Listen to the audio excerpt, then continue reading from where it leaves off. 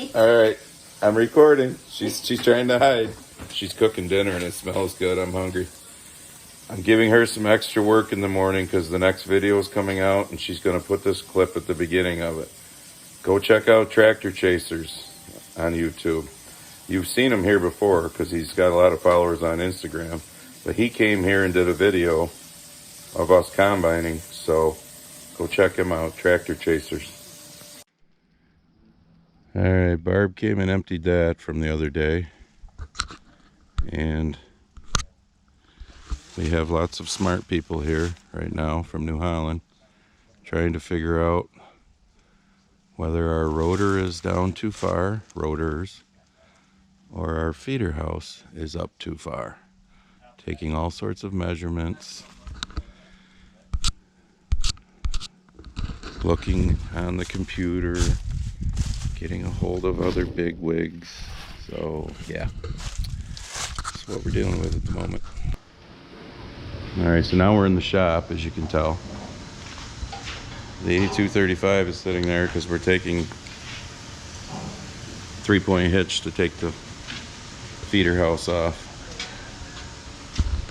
This plate in the back is basically out of spec. What did you figure it was? That plate, a half an inch too long, roughly? Roughly a half an inch too long, so how, we don't know. Wasn't put in a jig properly, who knows? Shit happens. I just get it when it happens. So we were taking this off to shorten that plate, and hopefully that solves our problem. And look at all the really smart New Holland people we have around here. I don't want to look at the camera. A John Deere holding on to a New Holland. A once upon a time educated in engineer. By trade? By trade. I'm being nice to him though because he's gotten dirty. So this plate, well, you can see where the rotor's sitting, the flighting part. This plate measures just too long of what it was supposed to be. So basically, like I said, somebody put it in the jig wrong, whatever. Shit happens. I just usually get the shit that happens. So we are going to make that the 3/8 or half inch, whatever it is, shorter, put it back together, and hopefully we're done. Ready to take it out of here? You're laying over there. Oh, they're laying over there. So there's what we cut out because it was a 2-layer. Even painted it. There's a slat that's got a little bend to it that my salesman is going to get me a new one. So now we got to put it back together. All right, it's 5 o'clock. Look what we're doing. Our problem is solved. I don't know, we've been out here, well, we did the headlands and went once down and back, I guess. Been out here for an hour. I mean, obviously setting things up, getting things where we should be. So far, I'm pretty impressed with the yield. Been running in the low to mid 60s, 62 to 65 bushel the acre. I'll take that for enlist beans and being here where we are. So, okay, you've all heard of, and I don't usually mention him by name, but Cole the Corn Star. Well, this dude from New Holland that was here today, who was an engineer by trade, or by how did he say it? Engineer by training, but he's now their product specialist. So I couldn't pick on him too much about just being an engineer that never works on anything. That dude wasn't afraid to grab a wrench and get dirty. And he is one smart son of a bitch, and I got his phone number in my phone. The things he was teaching me to do on this thing, and oh, let's do this, let's make a new run screen for you. Luckily he made it so he saved a lot of, you know, I don't have to do things again. But yeah, if I get confused, I'll be calling him. So we're doing as many beans as we can until they get tough. Like I said, it's 5 o'clock, it's 5:05. But I'm liking them. They're running between 60 and 65 bushel. They're dry, 11.3. So we won't have to dry them. We can just whip them through in the wet bin, through the dryer, and up the leg. But good today, obviously. Tomorrow, and then chance of anywhere between a half an inch and an inch of rain on Thursday. And yes, it's hard to tell, but the ease of setting this up to get a sample, which is extremely clean, without putting any concave filler plates or anything in compared to the John Deere. Yeah, I'm definitely giving it the way better thumbs up on that compared to Deere. All right, I gotta turn.